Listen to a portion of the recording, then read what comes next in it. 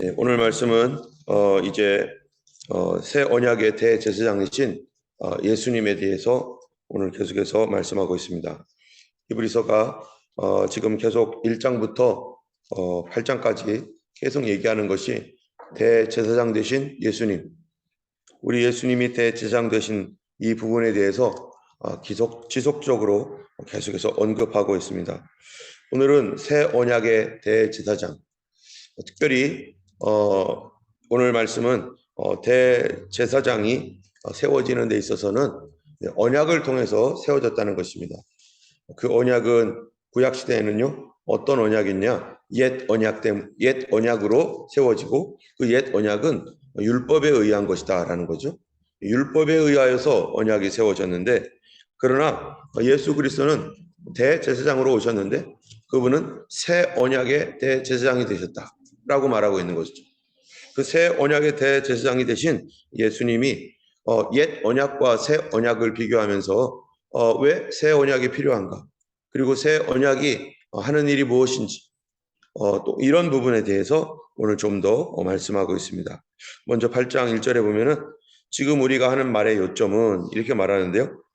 우리가 하는 말의 요점이라고 하는 것은 그 이전에 이미 얘기하고 있는 것이죠.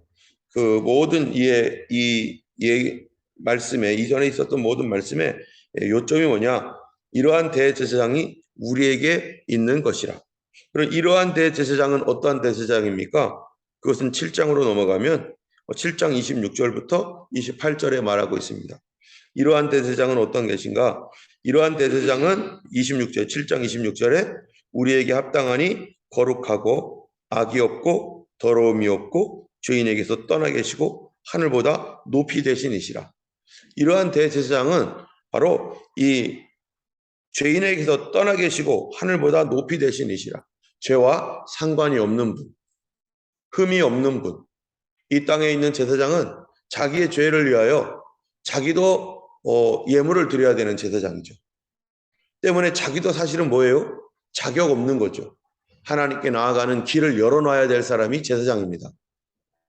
하나님께 나아갈 수 있는 길이 열리려면은 이 죄인이 길을 열을 수가 없어요. 이 죄인은 아무도 그 일을 할 수가 없습니다. 그런데 하나님께서 이 제사장을 선택해서 그 제사장을 통해서 길을 열어주시도록 하나님께서 그렇게 선택하셨지만, 그러나 이 제사장은 흠이 있는 사람, 이 제사장은 죄인이에요. 사실은 자기도 자격이 없는 사람이에요. 여러분, 제가 여기 있지만 제가 무슨 자격이 있겠습니까? 하나님의 종으로서의 무슨 자격이 있겠어요? 그런데 하나님께서 허락했기 때문에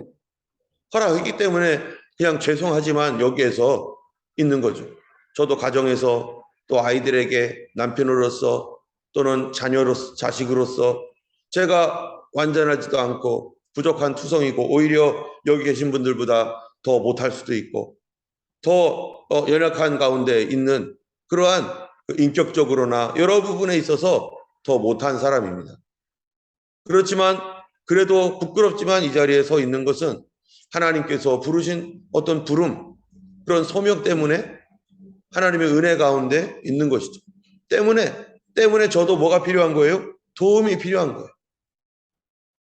하나님의 절대적인 도움이 필요하고 성도들의 기도가 필요하고 연약하기 때문에 대제사장도 연약한데 이 사람이 하나님 앞에 사람들을 하나님께로 이끌어가는 데 있어 문을 열어줘야 될 사람인데 자기가 문을 열 수 없는 죄인인데도 불구하고 하나님이 허락하셨어요. 그런데 그 하나님의 허락은 어떻게 허락이 된 건가? 어떻게 허락되냐면요, 자기도 예물을 드려야 된다는 거예요. 자기도 자기 죄를 위하여 예물을 드려야 된다는 거예요. 자, 그래서 3절에 보면은 8장 3절에 그렇게 말합니다. 대제사장마다 뭐를 드려요? 예물과 제사 드림을 위하여 세운 자니. 그렇죠? 다른 사람들이 하나님께 나아갈 수 있도록 예물과 제사를 드리기 위해서 세움 받았지만, 그러므로 그도 뭐예요? 무엇인가 드릴 것이 있어야 할지라. 왜 그도 무언가를 드려야 돼요? 자기도 죄인이거든. 자기도 부족한 사람이거든. 그러니까 자기를 위한 희생제물을 바쳐야 되는 거예요. 결국 대제사장도 어떤 사람이라는 거예요? 부족한 사람. 자기도 죄인과 똑같은 사람. 다만 자기는 그 희생제물을 바치고 다른 사람을 위하여 문을 열어줄 수 있도록 또 이게 돕는 사람일 뿐이지 실제적으로 대제사장이 맞습니까? 아니죠. 진짜 대제사장이 아니죠. 그는 하나의 모형이라는 것입니다. 왜냐하면은 자기는 그럴 자격이 없기 때문에 자기도 희생제물이 필요한 거예요. 그렇다면 우리는 여기서 두 가지를 알 수 있어요. 그 뭐냐면은 진짜 대제사장이 되려면 첫 번째로 뭐가 없어야 돼요? 죄가 없어야 된다는 거. 흠이 없어야 된다는 거.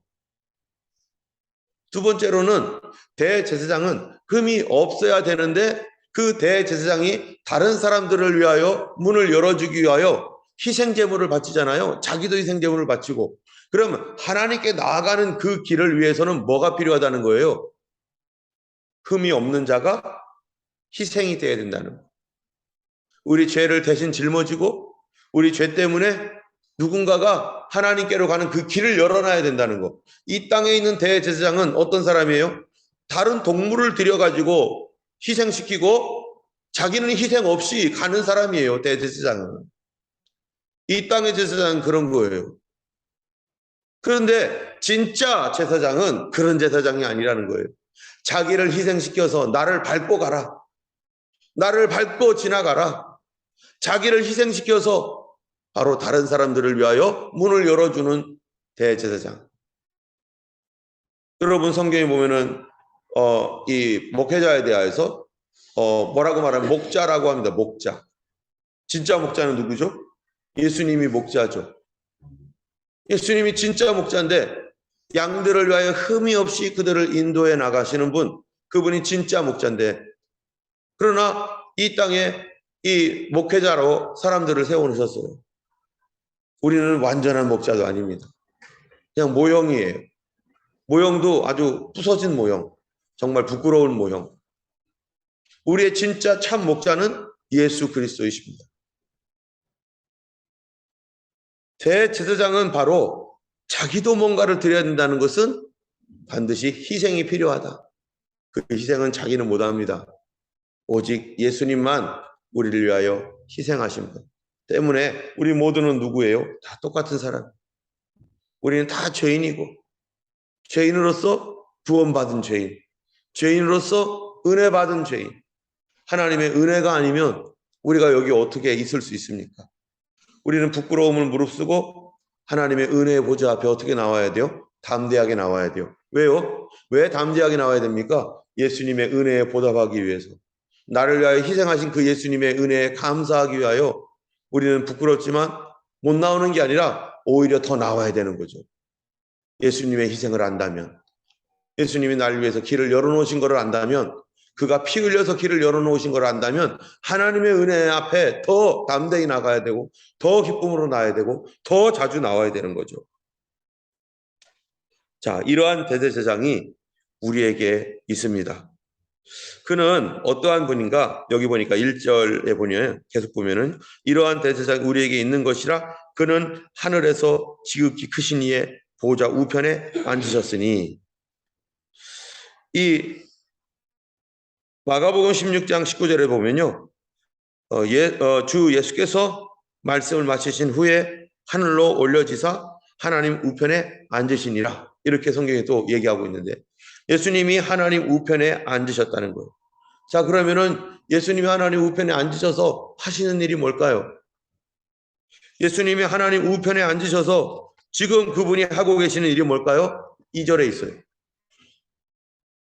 2절에 뭐라고 되어 있냐면은 성소와 참 장막에서 섬기는 이시라. 예수님 뭐 하고 계시다고요?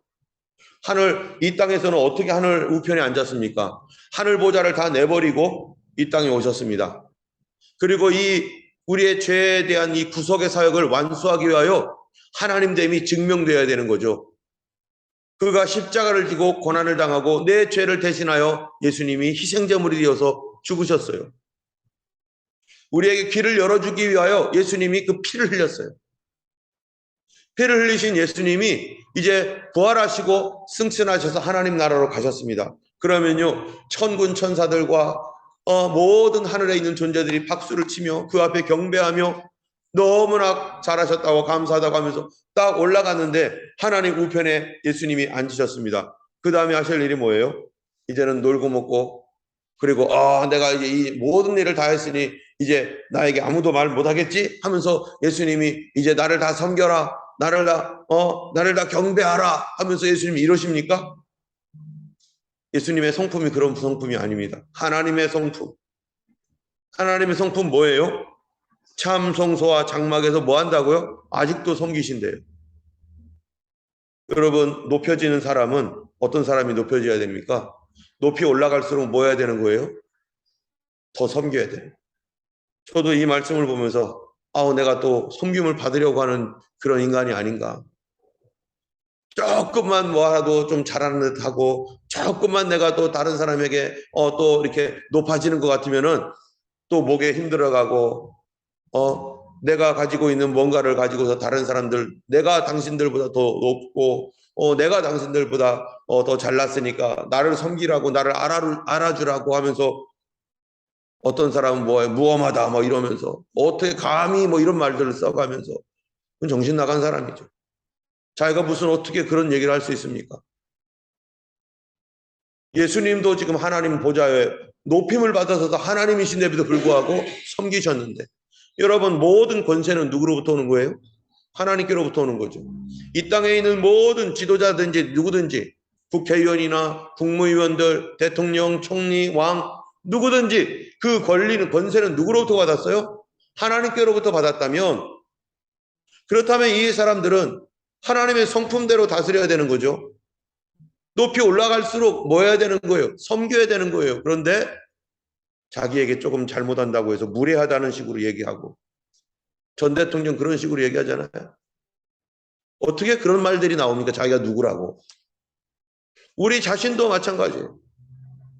우리 자신도 어떻게 감히 나에게 네가 감히 이런 얘기를 어떻게 할 수 있어요?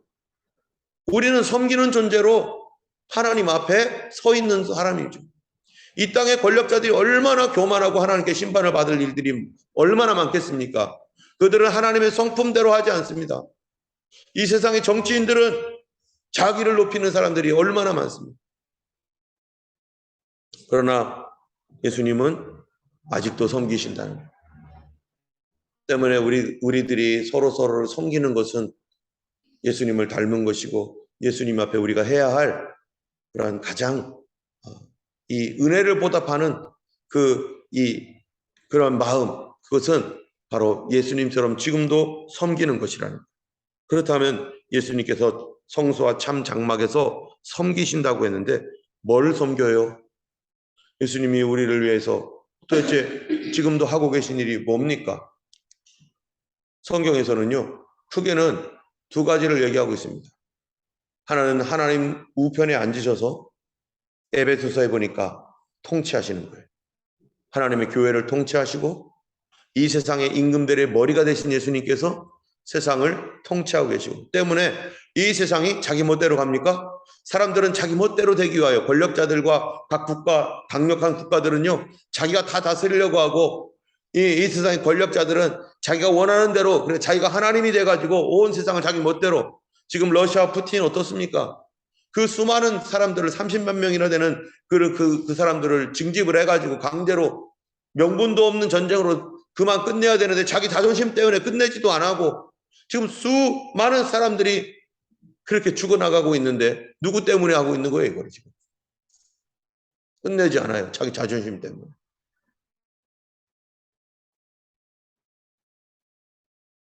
하나님은 이 자기 멋대로 하고 있는 이 세상 전체를 사람들이 수많은 자기의 자기의 욕심과 이 자기의 이 디자이어를 가지고 나름대로 뭔가를 막 하고 있는 이 세상을 하나님은 여전히 어떻게 하고 계세요? 그럼에도 불구하고 통치하고 계신 하나님. 예수님이 통치하고 계신 거죠. 그리고 교회도 마찬가지죠. 수많은 교회들이 이 땅에 얼마나 많은 교회가 있습니까? 그런데 교회들도 완전한 교회입니까? 아니죠. 다 부족하고 연약한 교회들이죠. 이 완전하지도 않은 이 연약한 교회들, 교회 안에서 분쟁과 싸움들도 일어나고 교회끼리 어려움도 있고 이런 가운데 우리는 우리 멋대로 달려가려고 하는 이런 가운데 하나님께 예수님께서 그거를 통치하고 계시지 아니하면 어떻게 됐겠어요? 온 세상이 다 박살났을 겁니다. 왜냐? 우리 인간 안에 육신의 정욕대로 살고자 하는 그런 것들이 너무 강하기 때문에 이 몸으로 다스리고 이 몸으로 하려고 하니까 모든 것을 몸으로 하려고 하니까 세상 나라도 몸으로 가려고 해서 서로 계속 싸우면서 계속 했던 일이 뭐예요? 나라들이 왜 망했어요? 전쟁하다 망한 거 아니에요? 잘 성장한 것도 어떻게 해서 성장한 거예요? 남 망하게 시키고 자기 성장한 거 아니에요? 이 땅에 있는 제국들이 어떻게 제국이 되었습니까? 다른 나라 정복해가지고 다른 나라 망하게 만들어가지고 자기가 커져가지고 만든 거. 그리고 자기도 망하고 뭐예요? 할 때마다 계속 전쟁이 있는 거예요. 이 땅의 근본적인 모든 일들이 지금 뭐 하고 있는 거냐? 수많은 전쟁.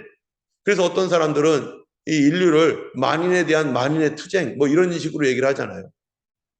전쟁으로 망할 수밖에 없는 존재. 하나님께서 다스리지 않으면 이 땅은 벌써 망했을 것입니다. 교회도 마찬가지죠. 마찬가지.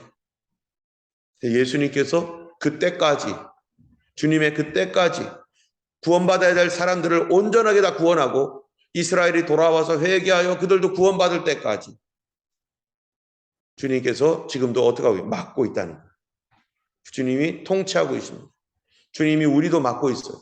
우리 안에서 성령으로 내가 죄악으로 가지 않도록, 죄에 빠지지 않도록, 더 이상 그 이상의 선을 넘어가지 않도록 성령님께서 계속해서 막고 계시는 하나님. 첫 번째로는 주님이 그렇게 통치하십니다. 얼마나 복잡하겠어요, 이거 정말. 자기 멋대로 하려고 하는 사람들을 통치하려고 한다는 거. 두 번째로는요, 이러한 속에서 죄인들을 어떻게 해요? 정결케 하는 일을 한다. 이 히브리서 1장에 보면은 이 태초에 하나님께서 계셨던 그 하나님이 이 오늘날 마지막에 그 아들로 말씀하셨으니 그 아들로 말미암아 뭐예요? 만물을 붙드시고 그 능력의 말씀으로 만물을 붙드시고 통치하는 일이죠. 그리고 또 죄를 정결케 하는 일을 하시고 예수님 지금도 하고 계시는 일, 참 성소와 장막에서 섬기시는 일, 그게 뭐 하는 겁니까? 우리의 죄를 정결케 하시는 일. 지금도 우리를 용서하시고 자신의 희생의 피로 값주고 사셔서 우리를 씻어주셨지만 또 육신의 죄로 말미암아 더러워질 때마다 지금도 예수님 하시는 일, 우리를 또 용서하시는 그 하나님의 은혜로 우리를 죄를 정결하게 하시는 일. 만약에 주님이 그 일을 하지 않는다면 우리 어떻게 되세요? 더러워질 수밖에 없죠. 주님이 죄를 정결하게 하시는 일들을 하고 계시고 또 그런데 이 땅에 하늘에서 그 일을 하고 계시는 그것은 진짜인데 그러나 구약시대 때 땅에 있었던 거는 뭐냐? 여러분 5절에 보면요. 뭐라고 합니까? 그들이 섬기는 것은 하늘에 있는 것의 모형과 그림자라. 모형과 그림자라는 거예요. 참 하늘에 진짜 예수님이 가셔서 거기에서 참 성소와 참 장막에서 섬기는 죄를 진짜로 깨끗하게 하시는 일을 주님이 그거 하시는 일인데 그 일을 우리는 중보한다. 중보사역이다 이렇게 말하잖아요. 주님이 우리 죄를 깨끗하게 하는 중보사역을 하시는데 그러나 구약시대에 있었던 그 죄를 용서받는 그 텐트, 그 타베네컬, 그 성소와 장막은 뭐 하는 거예요? 하늘의 모형이고 모세가 장막을 지으려 할 때 그것도 지시함을 받아서 하나님 그 모형을 따라 지은 것이다. 여러분 그 여자아이들이 노는 장난감 중에 뭐가 있냐면은 이만한 플라스틱으로 만들어 놓고 주방을 만들어 놓은 그런 거 있잖아요. 그래서 뭐죠? 이렇게 가스 키는 그런 것도 해놓고 여기 개수대 해가지고 한 요만하게 만들어서 애들이 막 이렇게 해요. 진짜입니까? 가짜입니까? 가짜죠. 그러면 진짜 엄마가 보면은 기가 막힌 거죠. 그래, 열심히 해. 열심히 잘 하고 있어. 잘 놀아. 이렇게 아직 그걸 가지고 거기다가 진짜 설거지거리 주고 음식거리 줍니까? 못 합니다. 그런 거. 그냥 모형에서 애들이 조그만 4살짜리, 5살짜리 여자애들이 재밌게 그냥 이렇게 하는 거야. 뭐 이렇게 노는 거지. 그게 거기서 뭐 진짜 뭐를 하는 게 아니죠. 바로 그 모형. 이 땅에 있는 것은 진짜가 아니기 때문에 진짜로 씻어주는 것은 그게 아니었다는 거예요. 주님 보실 때 어떻게 했어요? 그런 거. 거기서 대제사장이 하면서 막 하다가 나 대제사장이야 뭐 이러고 있는 거 보면 어떻겠어요? 기가 막힌 거예요. 꼬맹이들이 지들끼리 언니 저러 가 내가 듣고 뭐 어쩌고 뭐 이러면서 하는 거나 똑같은 얘기예요. 진짜는 아직 오지 않았었습니다. 그런데 예수님께서 오셔서 진짜가 뭔지 보여주시는 거죠. 예수님께서 오셔서 진짜 제사장이 뭔지 보여주시는 겁니다. 그렇기 때문에 본을 따라 지었기 때문에 6절에 그러나 이제는 그는 더 아름다운 직분을 얻으셨으니 그는 더 좋은 약속으로 세우신 더 좋은 언약의 중보자시라. 예수님께서 더 좋은 언약의 중보자십니다. 여러분 더 좋은 언약이 뭡니까? 더 좋은 언약. 예수님께서 옛 언약은 어떻게 됐냐면은 무슨 피로 맺어진 게 옛 언약이에요? 이 모세 때 언약을 이것이 언약의 피니라 하면서 뿌렸어요. 그럼 누구 피입니까? 모세 피입니까? 아니죠. 아론의 피여야 되는데 아론은 그렇게 할 자격도 안 되는 사람이에요. 누구의 피예요? 황소의 피예요. 황소의 피는 더 자격도 안 되죠. 모형이에요. 피 뿌림 모형이에요. 진짜 피는 어디에 뿌려져야 돼요? 사람들에게 뿌려집니까? 거기에 있는 사람들에게 양푼에다가 갖다 놓고요. 이거를요, 피를 쫙 뿌렸어요. 거기에 모여있는 사람들에게. 그리고서 깨끗해졌다라고 말해요. 모형이에요. 피가 죄를 속하느니라 이거에 대한 모형이에요. 진짜는 누구 피예요? 예수님 피. 그래서 예수님께서 마태복음, 마가복음에 보면은 성만찬을 하시면서 뭐라고 합니까? 이것은 너희를 위하여 흘리는 나의 피, 곧 언약의 피니라. 하면서 십자가에서 흘리실 예수님의 보혈의 피가 바로 진짜 피, 언약의 피이고 이 피를 뿌려서 이것이 어디에 뿌려집니까? 그 피가 그냥 물질적인 피라면 그 사람들 그 앞에 있는 몇몇 사람들한테 뿌려질 수밖에 없죠. 그러나 이 피는 영원한 예수 그리스도의 보혈의 피, 속죄의 피, 영적인 피. 그리고 이 피를 뿌리시는 성령께서 이거를 어디에 뿌려요? 우리 몸에 뿌립니까? 아니죠. 우리의 마음에 뿌립니다. 우리의 심령에 뿌려요. 믿는 사람들의 영혼에 뿌려서 그들로 거듭나게 하고 그들로 죄사함 받게 하고 이 피가 실제적으로 거듭나고 죄사함을 받을 때 우리는 무엇을 알게 됩니까? 내가 바뀌었다는 걸 알게 되는 거죠. 그래서 구약시대 때는 이 피를 사람 몸에 뿌리고 그리고 깨끗해졌다라고 모형으로 얘기하지만 그리고 이 하나님의 말씀을 그거를 가지고 지키는 옛 언약을 지키는 것은 그 옛 언약의 대표가 뭡니까? 바로 십계명이잖아요. 십계명을 어디에 썼어요? 돌판에 썼죠. 그런데 구약은 돌판에 썼지만 신약은 그 십계명의 이 하나님의 말씀을 어디다 쓴다고요? 우리의 마음판에 씁니다. 우리 마음판에 쓰고 그 피를 어디다 뿌린다고요? 우리의 심령에 마음에 뿌린다. 때문에 여러분 거듭나게 되면은 완전 다른 거예요. 여러분 이 땅에 있는 불교인이나 이슬람이나 다른 종교들 많습니다. 그들 중에요 굉장히 열심히 있는 특별한 열심을 가지고 있는 종교인들 많아요. 자기의 종교를 목숨까지 바칠 수 있는 그런 사람들도 있어요. 그리고 그렇게 할 수밖에 없었던 이유는 그들이 자기들의 어떤 영적 체험이 있을 거예요. 그것이 거짓이었을 거죠. 자기들이 어떤 체험이 있으니까 거기에 대한 확신을 가지고 막 살고 막 죽겠다고 막 난리를 치고 있는 거죠. 자, 거듭났습니까? 거듭나서 그렇게 합니까? 아니에요. 자기들의 종교적 신념으로 그렇게 하는 거예요. 거듭났다고 그렇게 하는 게 아니죠.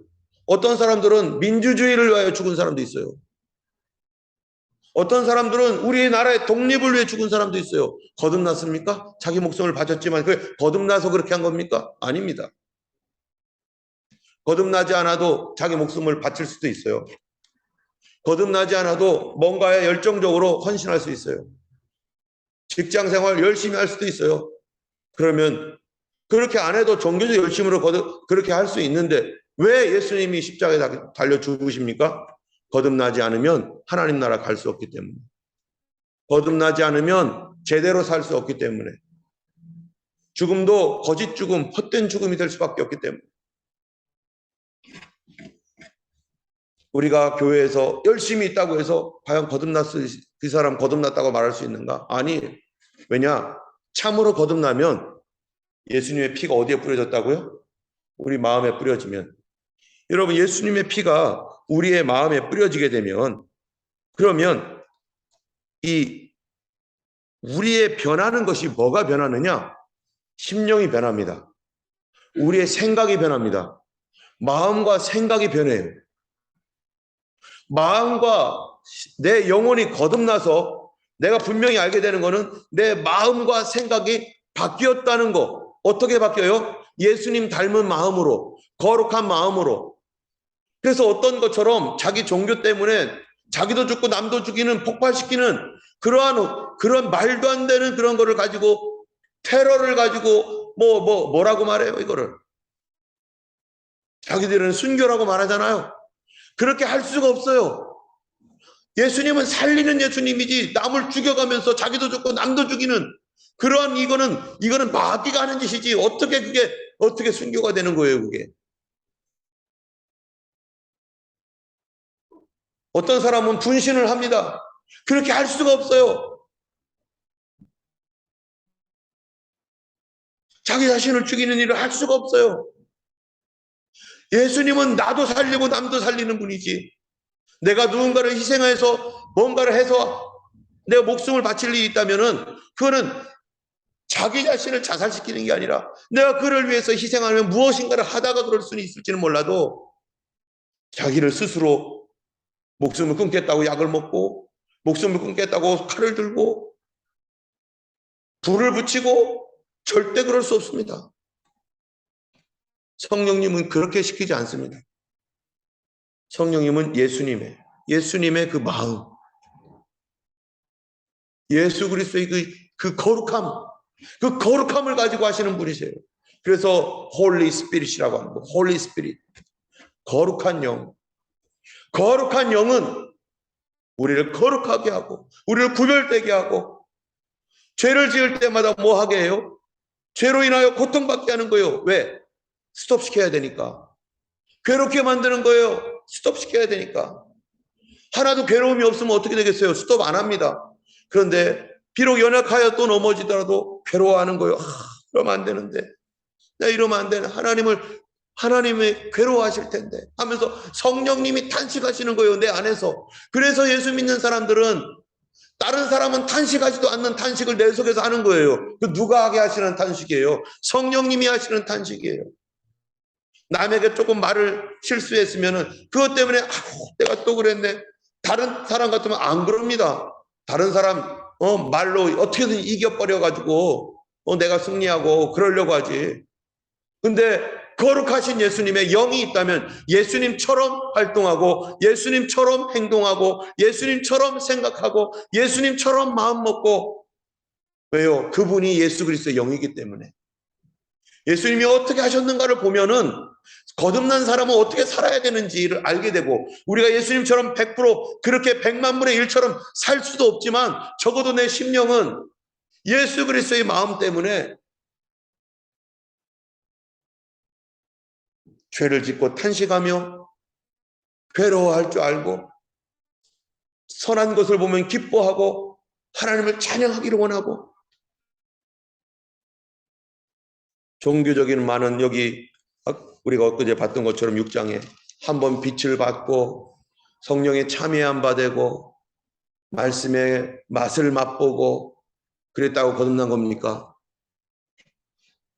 진짜 거듭나면 예수님의 영이 우리 안에, 성령이 우리 안에서 예수님처럼 살으라고 우리에게 은혜를 주시고, 우리로 하여금 이 세상에 있는 다른 종교적 열심이나 다른 종교인들과는 완전히 다른 거예요. 오늘도 우리에게 더 성령 충만하기 원합니다. 내 몸이 약해서 예수님 다 따라가지 못하는 것이 괴롭고 아픕니다. 오늘 하나님 성령의 충만함을 더 주셔서, 그래서 더 성령의 충만함이 필요합니다. 주여, 나로 하여금 하나님 내 몸을 이기고 예수님 따라가는, 그리하여 예수 그리스도의 능력이, 예수 그리스도의 성품이 내게서 나타나게 하시고, 참으로 아직 거듭나지 못한 우리 가족들이나 우리 이웃들이 있다면 하나님 아버지, 그들도 속히 거듭날 수 있도록, 우리 교회 안에 아직 거듭나지 못한 사람이 있다면 석희 거듭나도록. 거듭남에 대한 확인은 가장 기초적 확인이 뭡니까? 하나님 말씀대로 하지 않을 때 마음이 괴로운 거예요. 예전에는 없었던 괴로움이 생기는 겁니다. 내가 왜 이렇게 괴롭지? 성령의 괴로움입니다. 그런데 그것에서 성령은 우리를 회복시키는 곳으로 가는데 사단은요, 그 괴로움을 이용해서 어떻게 해요? 우리를 절망으로 빠져요. 사단의 말 들으면 안 됩니다. 그 괴로움은 어떤 괴로움입니까? 바로 소망의 괴로움이죠. 다시 일어나게 하는 괴로움, 다시 거룩하게 하는 괴로움, 다시 능력을 받게 하는 괴로움. 우리 삶 가운데 이런 하나님의 거룩함이 우리를 통해서 나타나기를 예수님의 이름으로 축원하고, 우리에게 더 좋은 언약, 우리 심령에 그분의 마음을 새기신 주님의 그 은혜를 우리가 더욱 충만하게 받기 원하며, 주님 오시는 날까지, 나팔 소리가 나는 그날까지 거룩하게 살기를 너무너무 간절히 원하고 또 소원합니다. 우리도 연약한 죄인 주님 용서하여 주시고 성령 충만하게, 더 충만하게 하셔서 새롭게 하소서. 우리 그렇게 기도했으면 좋겠습니다.